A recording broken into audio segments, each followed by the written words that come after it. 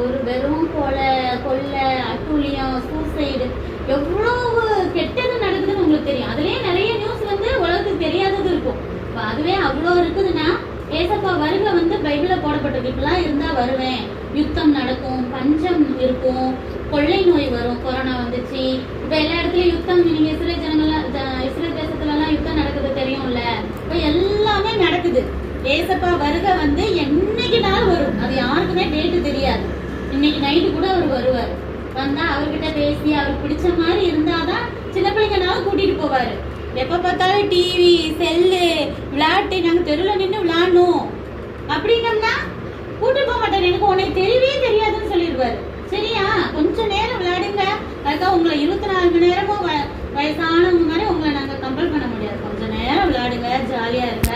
அப்புறம் ஏசப்பா கிட்ட ஒரு நேரம் ஒதுக்கி ஒரு 8 மணியோ 8:30 தூக்கம் வரதுக்கு முன்னாடி